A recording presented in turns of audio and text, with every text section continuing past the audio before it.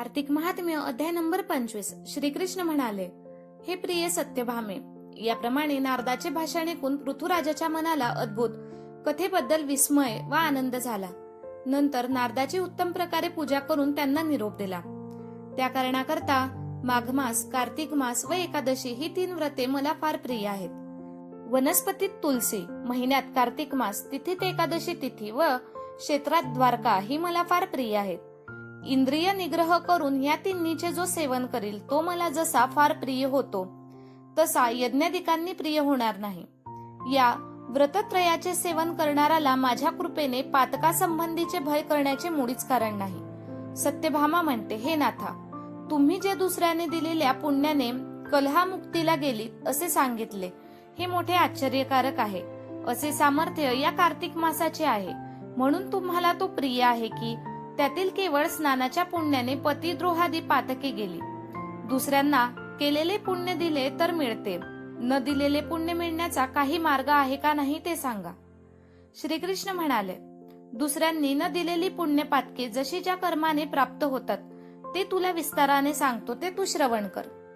कृतादी 3 युगांमध्ये कर्म करणाऱ्याचे फलभागी क्रमाने देश, गाव व कुल ही होतात. कलित मात्र पाप पुण्य करणारासच सुख दुःख फल भोगावे लागते. संसर्ग न करिता फल कसे प्राप्त होते त्याची व्यवस्था सांगितली. आता पाप पुण्य दुसऱ्यांस कसे प्राप्त होते ते ऐक. एकत्र मैथुनाने विवाहादी शरीर संबंध केल्याने, एकत्र पात्रात भोजन केल्याने पुण्य पाप जे असेल त्याचे अर्धे फल प्राप्त होते. अध्ययन शिकविल्याने, दुसऱ्याचे यज्ञादी केल्याने व एका पंक्तीला जेवल्यानेही पाप पुण्याचा 4था भाग अप्रत्यक्ष पर्यायाने प्राप्त होतो. एका आसनावर बसल्याने, एका यानात बसल्याने, अंगाला अंग लावल्यामुळे व दुसऱ्याचा उच्छ्वास लागल्याने त्याच्या पाप पुण्याचा 6वा भाग प्राप्त होतो. स्पर्श केल्याने, भाषण केल्याने व दुसऱ्याची स्तुती केल्याने त्याच्या पाप पुण्याचा 10वा भाग प्राप्त होतो. एखाद्याची भेट घेणे अथवा त्याच गोष्टी ऐकणे व त्याचे स्वरूप मनात आणणे यापासून त्याचे पाप पुण्याचा 100वा हिस्सा प्राप्त होतो. जो दुसऱ्याची निंदा, कपट व धिक्कार करतो तो आपले पुण्य त्याला देतो व त्याचे पातक आपण घेतो. जो मनुष्य पुण्य करणाराचीही सेवा करतो तो त्याची स्त्री, चाकर किंवा शिष्य नसेल व सेवेप्रमाणे त्याला द्रव्य दिले नसेल तर तोही सेवेच्या योग्यतेप्रमाणे पुण्य करणाऱ्याचा पुण्यवंशाचा भागी होतो. एका पंक्तीला जेवणाकरिता वाढलेल्या पात्राचा जो उल्लंघन करेल तो त्याला स्वपुण्याचा 6वा हिस्साही देईल. स्नान संध्यादी करीत असता जो दुसऱ्याला स्पर्श करेल किंवा त्याची भाषण करेल त्याला आपल्या कर्माच्या पुण्याचा 6वा हिस्सा देईल. धर्मकृत्याकरता जो दुसऱ्यांजवळ द्रव्य मागतो व त्या द्रव्याचे जे धर्मकृत्य करतो त्या धर्मकृत्याचे सर्व पुण्य द्रव्य देणाऱ्याला मिळते.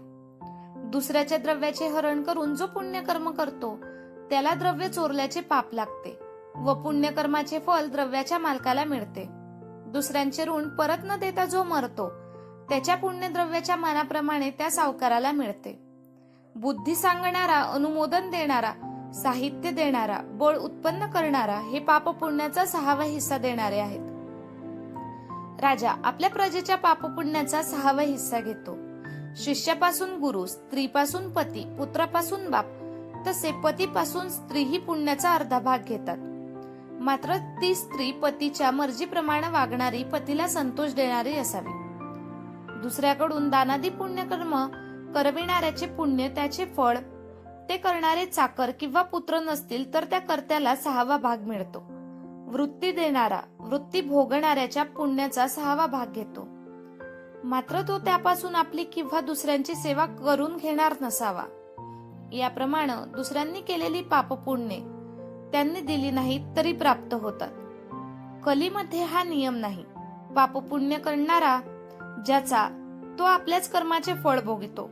पूर्वी याविषयी एक पुण्यकारक गोष्ट घडली, ती तुला सांगतो ऐक. जी ऐकली असता पुण्य व ज्ञान प्राप्त होते. इति श्री पद्मपुराणे कार्तिक महात्म्य 25 समाप्त. धन्यवाद.